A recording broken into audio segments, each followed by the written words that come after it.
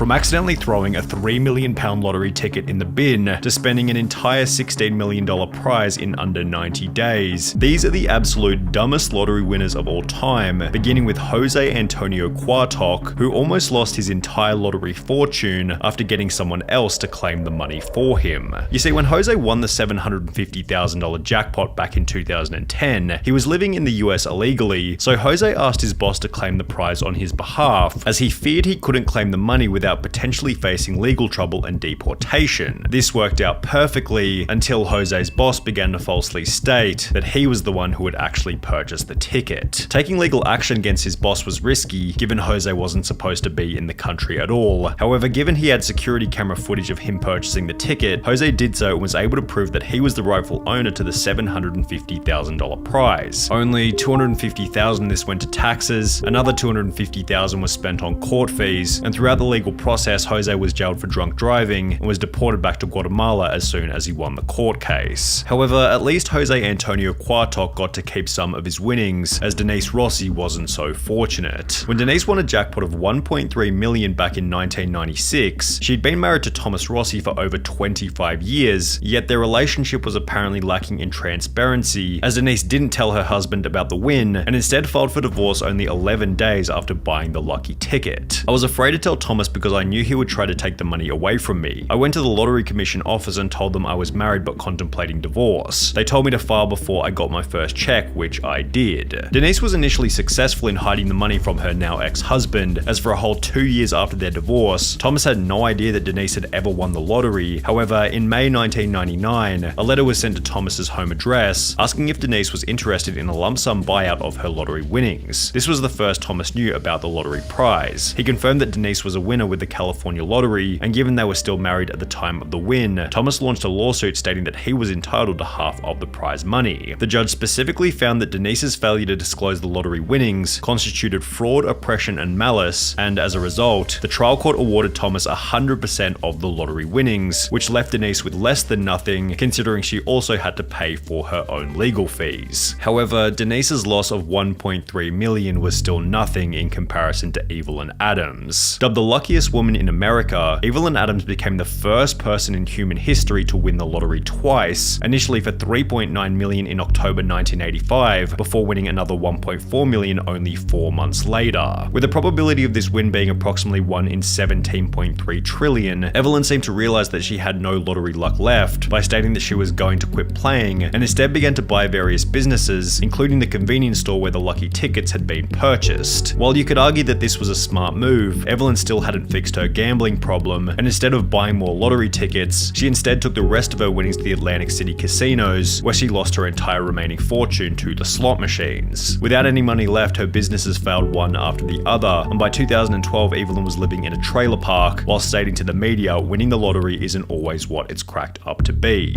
Kelly Rogers likely had a similar outlook, as after winning over £1.8 million at the age of only 16, her life was also ruined. Initially, Kelly stated, "I will not go wild and spend loads. I'm going to take some advice and see an accountant. Hopefully I will make us all comfortable. I want to help my family, but I won't change. I just want a normal home, nothing posh. I just want a normal car as well." However, as soon as she received the money, Kelly instead spent £11,500 on 2 boob jobs, £300,000 on clothes, makeup, and tattoos, as well as £85,000 on top of the range sports cars. Kelly spent a further £250,000 on holidays to locations including Mexico and Euro Disney, £118,000 on gifts to former boyfriends, £190,000 in unreturned loans to friends and family members, and £50,500 on solicitors' fees, all of which being purchased while she was still in high school. Kelly did make a few smart purchases, such as an £180,000 bungalow and a £96,000 home for her mum. However, by the end of the year, Kelly was back to square one, being on welfare with only £2,000 left in her account. She's since stated, "It was too much money for someone so young. Even if you say your life won't change, it does, and often not for the better." Yeah, I just wish I was a bit older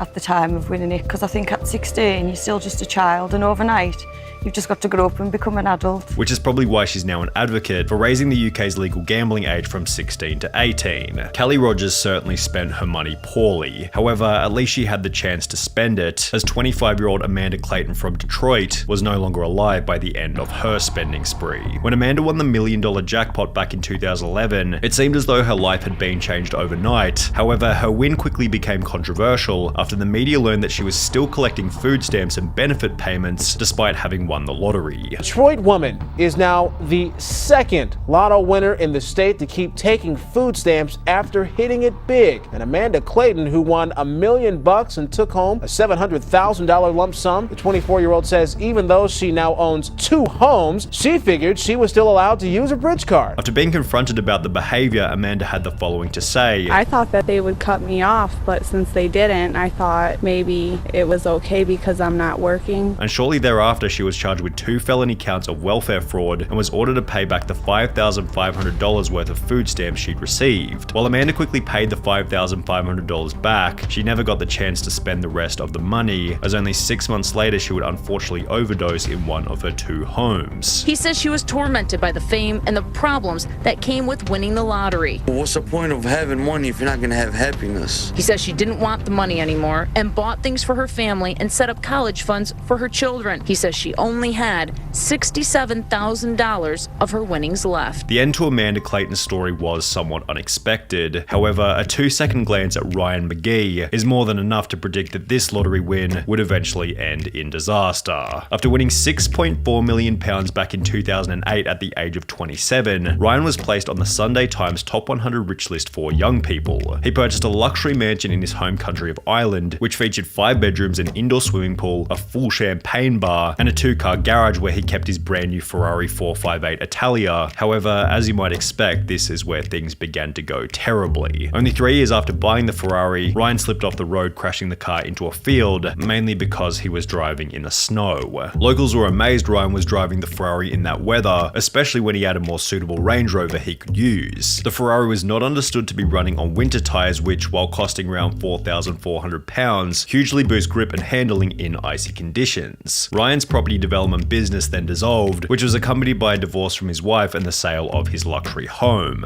Then, 2 years later, Ryan McGee was pulled over driving an uninsured Ford Focus without a license. However, the most interesting part is that he had to claim legal aid, which is a service for those who are unable to afford a lawyer. Now, Ryan McGee was a complete idiot with his money. However, he still looks like Albert Einstein when compared to Martin Tott. When Martin and his wife Kay won £3 million back in 2001, they didn't go in to claim the prize because, well, they had no idea that they were winners. They'd purchased a ticket in passing, completely forgotten about it, and would only come to realize that they were the winners after hearing about the unclaimed prize over 6 months later. The main problem was that at some point, the ticket had been misplaced or thrown out completely. Despite frantically searching, the pair couldn't find their ticket, but were sure they had won because the jackpot numbers matched the ones they used every week. Computer records in their local Londis proved Kay really had purchased the ticket, and the thrilled pair rushed to tell lottery organizer Camelot to claim their prize. But they fell victim to a little-known rule, stating lost tickets must be reported within 30 days. After 45 days of deliberation, Camelot told the devastated couple that they would not be collecting the jackpot, and as a result, the couple's marriage eventually came to an end. We'd only known each other for 2 years, and the lottery ordeal quickly highlighted our differences. All we did was bicker. Sadly, both of us agreed we should split, and Kay moved out. Martin seems to have convinced himself that losing the ticket ended up being a good thing, having stated, "For a long time I lost sight of who I was and what I believed in, but I can honestly say I'm glad I didn't get the $3 million now.